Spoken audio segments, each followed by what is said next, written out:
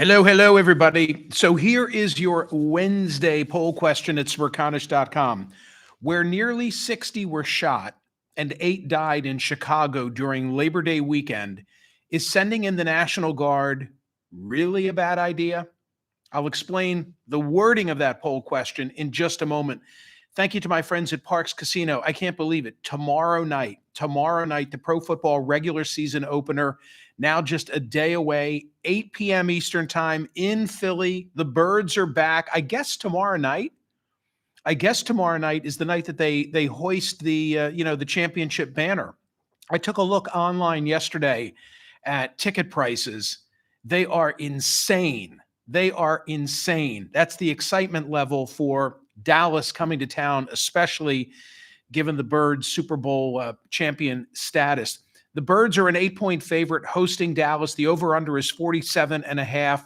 Sunday, Detroit is a 2.5-point underdog on the road at Green Bay. I'm still surprised by that spread. My team at BetParks and the Play Gun Lake online sportsbook and casino, they've got you covered with an amazing offer to start the new season. The BetParks and Play Gun Lake $25,000 kickoff giveaway, the only online sportsbook app that I ever recommend. Here's how it works.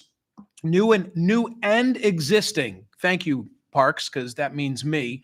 New and existing BetParks and Play Gun Lake users place a $25 bet on the Pro Football Thursday night opener between the Birds and Dallas. You're automatically entered to win a share of the $25,000 in bonus bets from the team at BetParks. BetParks.com, PlayGunLake.com. They've got all the terms and conditions. Winners will be announced on September 5th. It's the $25,000 kickoff giveaway from my team at BetParks and Play Gun Lake. You've got to be 21 and in PA, NJ, Maryland, and Michigan. Gambling problem, call 1-800-GAMBLER. Yesterday, 33,872 votes were cast on the poll question. I really enjoyed the conversation that flowed on the radio program. Should workers such as golf caddies, party DJs, and home electricians, that's the one that surprises me the most, be exempt from paying taxes on tips? The Treasury Department has listed 68 jobs. Axios had the reporting that will be exempt and spurred the dialogue that we had yesterday. The Treasury Department gave Axios this first look at 68 jobs that qualify for a new tax deduction. I think that's the way that I should express it. On the no tax on tips pledge, now the administration has got to publish this in the Federal Register. It's got some work that still needs to be done, but I can tell you that they broke up into 8 different categories the jobs that are applicable. Beverage and food service, one category. Entertainment and events, a different one. Hospitality and guest services, home services, personal appearance and wellness, recreation and instruction, and transportation and delivery.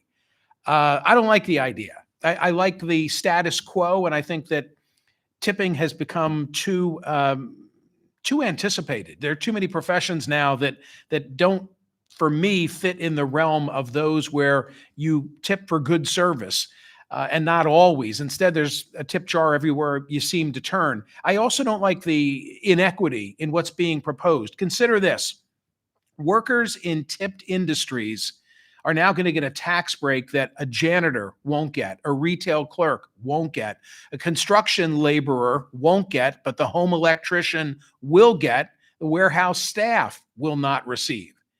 So a grocery cashier or a factory worker might earn similar wages, but pay more in taxes than a bartender or a hairstylist. And that doesn't make sense to me. With regard to today's poll question, the Wednesday poll question at Smerconish.com, where nearly, I think the number, and the reason I worded that part of the poll question, the sort of the first few words, Michael, can't you give us the definitive number? No, I can't. I early this morning, I took a look at a variety of different headlines, and inexplicably, some said 54 had been shot in Chicago last weekend. Others said 56. And I saw one report that said 58. And by the way, maybe that's telling. Like there's so many people shot in Chicago Labor Day weekend that we're not even sure how many were shot. I'm chuckling, but not in a humorous way. where nearly 60 were shot and 8 died, we seem certain on that number, in Chicago during Labor Day weekend, is sending in the National Guard really a bad idea? And I put in the word really because I anticipate that so many are going to say, no, you can't do it. But if that's what one weekend looked like, then is it really such a bad thing that President Trump wants to send in the National Guard? He said yesterday in a press conference that he would be doing so. We're going in. I didn't say when we're going in, but I have an obligation. This isn't a political thing. I have an obligation. When I watch television and I'm watching the news and I see that 9 people were killed in Chicago, look, he's got a different number than I do, and 54 were badly wounded with bullets, I say that's not our country and we've got to do something. Meanwhile, there was a presser that was held in Chicago by Governor Pritzker and Chicago Mayor Brandon Johnson, the Illinois Attorney General, and others. They don't want it to happen. They don't want it to happen. And you'll notice that President Trump said, he wishes Governor Pritzker would call him and invite him to do this. And the reason that he said that is because also yesterday, as there's this back and forth between the feds and Chicago and Illinois power brokers, also yesterday, a federal judge ruled that Trump broke the law when he deployed 5,000 Marines and National Guard troops to LA in June. And what that brings home is the thin legal ground on which the president is standing should he choose to do something in Chicago. He's able to do it in Washington, D.C. with a pretty unfettered hand because D.C. is not a state and the National Guard act at his behest in Washington, D.C., but that's not the same in Chicago. And obviously, given the court ruling, it's not the same in Los Angeles. A quick paragraph or two. Don't let your eyes glaze over on this. This is from Politico a couple of months ago. The 1878 Posse Comitatus Act, and that was the basis of the LA ruling yesterday, federal court in Northern California pertaining to LA, broadly limits the military from participating in civilian law enforcement. The 218-year-old Insurrection Act, by the way, signed by President Thomas Jefferson, allows the president to deploy the military to suppress an insurrection or domestic violence or other public disturbances that obstruct the execution of federal laws or deprive people of constitutional rights. That's what he's going to hang his hat on. I heard Ellie Honig, our friend, say last night on CNN, the question is whether one of crime stats alone being justification for reliance on the Insurrection Act. And I believe that they will not be. I believe that they will not be. I think that the president will ultimately lose this battle. Where nearly 60 were shot and 8 died in Chicago during Labor Day weekend, is sending in the National Guard really a bad idea? Yeah, it is a bad idea. It's a bad idea. Crime is a problem. I mean, my view is crime is a serious problem in these cities. Even if it's in decline, it's a serious problem that they don't have under control. I think that President Trump is using this wedge. I'll give him the benefit of the doubt because he turns on his television and he doesn't like what he sees, but also because it's a winning political issue. It puts Democrats in Illinois in the untenable position of saying, in the aftermath of nearly 60 people being shot and 8 killed, no feds, don't come in to help us. I think that is a losing political argument, and he knows it, he the president, and will use this to his advantage in the midterm elections. But I don't think he has the legal basis to do it. And I think we're better served when there are police and not National Guard who are patrolling the streets of Chicago or Washington or LA or Philadelphia. So is it really a bad idea? Yeah, it's really a bad idea, but I worded it that way because I wanted to make it difficult for you to have to vote with me, frankly, in this. Hey, one more thing that I want to say. I have in my hands a copy of yesterday's print edition of the New York Times.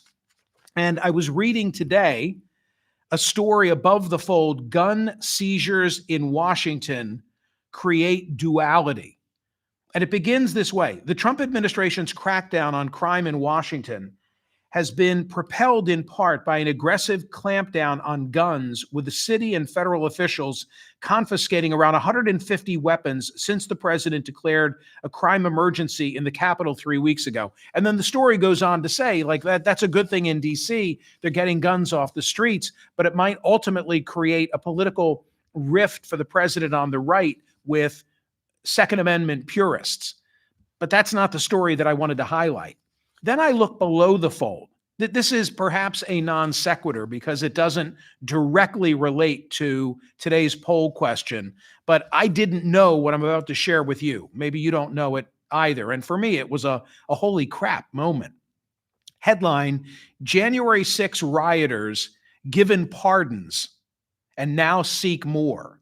And the gist of the story is that President Trump granted clemency day one to the January 6 defendants and those who were convicted. I shouldn't say defendant because that implies they've been charged but not convicted. But everybody wrapped up in January 6. Remember, day one, he gave them clemency. And also, he's carried out a purge of those within the Justice Department who prosecuted them. And both of those are, to me, appalling acts. And now comes contemplation of the third, which will be even worse. And that is that there are discussions taking place where maybe they'll be compensated. Can you imagine, like, the QAnon guy with the horns on his head, who was, I think, not only at the dais of the House Speaker, but I think he was also at Nancy Pelosi's desk? Can you imagine him now getting compensation?